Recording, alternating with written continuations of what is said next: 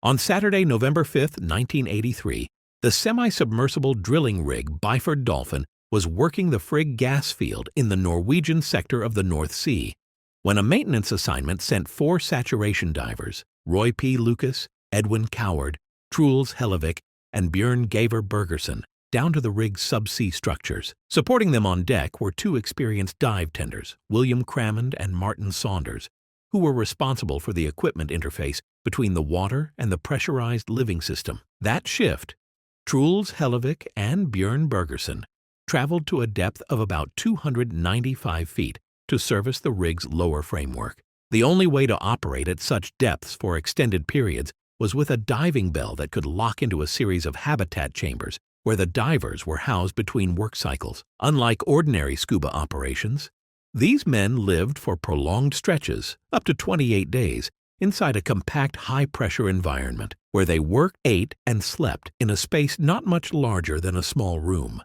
On the Byford Dolphin, the workload could be grueling. Divers might be scheduled for 18-hour shifts and then permitted only 3 hours of sleep before returning to duty. The pay reflected the risk and hardship, often in the range of $30,000 to $45,000 per month. But the day-to-day reality was claustrophobic and psychologically taxing. Hundreds of crew kept the rig running simultaneously, each with a critical role to play. None of them anticipated that this routine maintenance cycle would deteriorate into one of the worst diving accidents ever recorded. The pressurized system the divers used consisted of several connected compartments. There was Chamber 1 and Chamber 2, which served as the living quarters. Above them sat an escape capsule attached to a lifeboat. Between the bell and the chambers ran a short pressurized tunnel called the trunk. When the bell surfaced after a dive, it was mechanically clamped to the trunk so that divers could step across without losing pressure. The chambers remained bolted to the rig, while the bell could detach, descend, and return as needed. This arrangement made the operation efficient, conserving time and resources by allowing a quick transition from the deep-pressure environment back into the pressurized living quarters without decompressing after each excursion. Underwater, pressure governs everything. Ambient pressure rises by roughly 1 atmosphere for every 33 feet of seawater, and each added atmosphere imposes an extra load, commonly expressed as around 14.6 pounds per square inch, on every part of the body. For saturation divers, the difficulty is not the descent into pressure, it's the return from it. At depth, inert gases, nitrogen, and, in heliox operations, helium, dissolve into blood and tissues in proportion to the pressure outside. The divers breathe a carefully controlled mixture of helium and oxygen, known as heliox, adjusted to match the depth so they can function without nitrogen narcosis and with reduced breathing resistance. This is why the practice is called saturation diving. Eventually, the tissues reach equilibrium with the gas load at that pressure. If a diver or a pressurized chamber returns to surface conditions too quickly, the dissolved gases revert to bubbles that can appear throughout the body. This phenomenon, decompression sickness or the bends,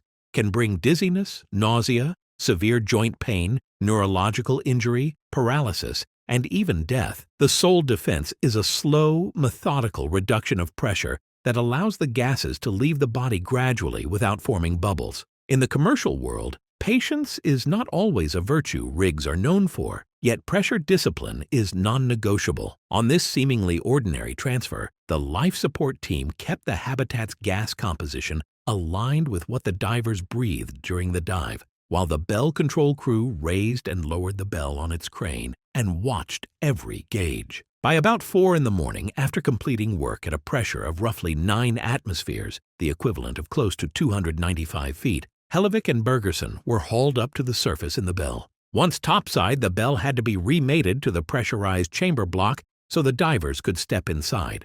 The bell and the chambers were maintained at the same pressure to permit this sealed handoff. Meanwhile, in the living quarters, Roy Lucas and Edwin Coward were resting and ready to rotate in once the transfer was complete. In saturation operations, the tender's role is vital. They handle the umbilical, the thick composite line that supplies breathing gas, hot water for heated suits, and voice communications, and they are charged with docking the bell precisely to the habitat. On the Byford Dolphin, as on many rigs of the era, docking was still a deck-handled task, and the tenders literally controlled whether the transfer happened safely. On this shift, both Crammond and Saunders had already put in more than 12 hours when it came time to reconnect the bell and move the divers into Chamber 1. Under normal conditions, the procedure was straightforward and well rehearsed. First, close the bell's inner door, which opens toward the trunk. Second, increase the bell's pressure slightly to ensure the seal seats firmly. Third, close the door to Chamber 1, which is also open to the trunk. Fourth, very slowly bring the trunk down to 1 atmosphere so it matches surface pressure.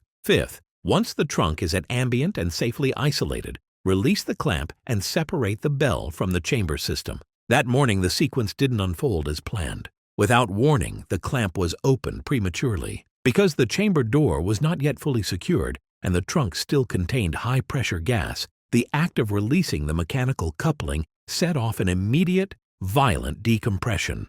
The bell disconnected while the passage was still at deep water pressure, and that gas escaped in an instant to open air. The resulting pressure differential ripped through the living system, sending a blast of air across the deck so forceful that it wrenched Hellevick off his feet.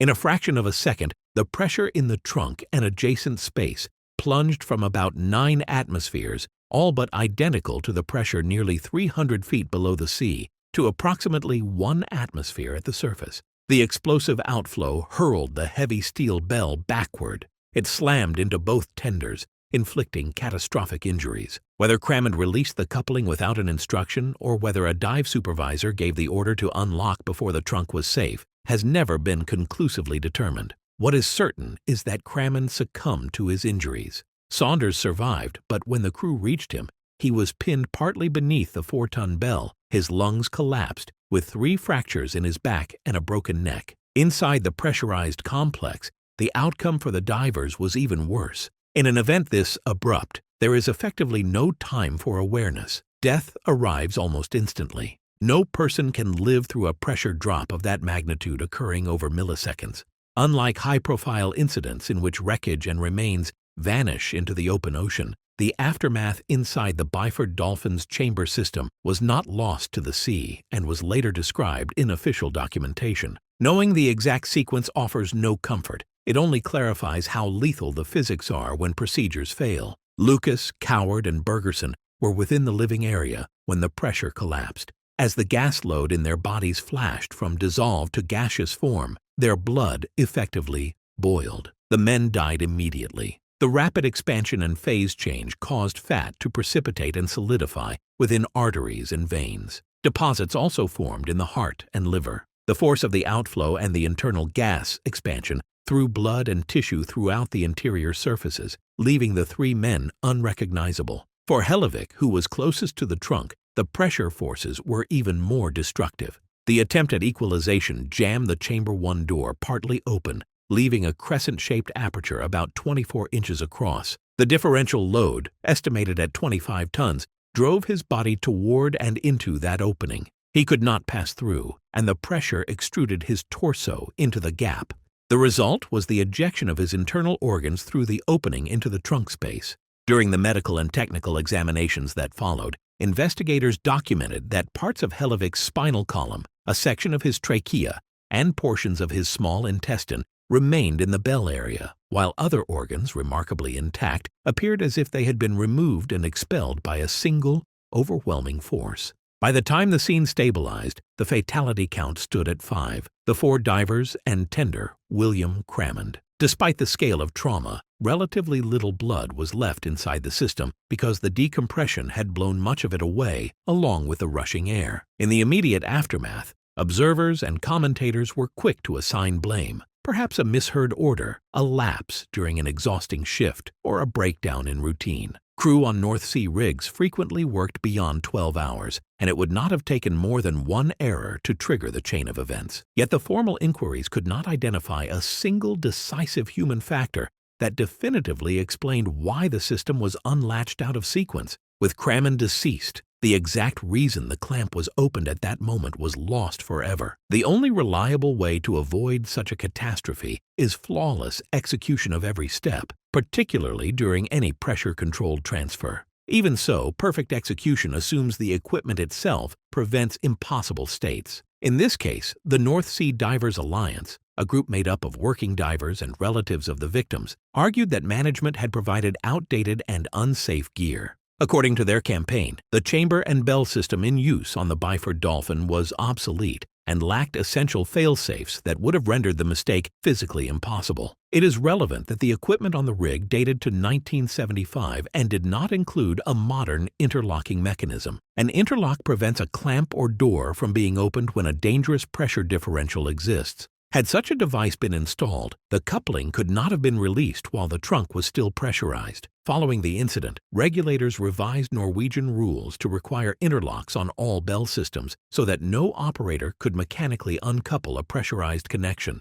For years, many people believed the entire explanation rested on the missing lockout. Over time, however, the official account broadened as investigators weighed additional conditions present on the day. It took decades for the Norwegian government, responsible for oversight of the Byford Dolphin in 1983, to formally accept responsibility and compensate those left behind. Only in 2009 were undisclosed settlements extended to the families of all 6 men, 4 divers, and the 2 tenders, including survivor Martin Saunders. The public conclusion placed the primary cause on faulty equipment, not on any specific act of human negligence. Investigators also noted that the deck environment was extremely loud and that communications could easily have been garbled, and they pointed to unclear instructions as contributing factors. The Byford Dolphin itself continued to work offshore for many years after the tragedy, moving between drilling and service assignments around the world. By 2016, the rig was retired from service and decommissioned, bringing an end to a long and eventful career that had become inseparable from one of commercial diving's darkest days. The disaster is still taught as a hard lesson. In pressurized systems, the laws of physics are absolute, and the distance between a normal shift and an irreversible catastrophe can be as small as a single clamp opened too soon, a single door not fully shut, or a single misunderstood word spoken in the wrong moment.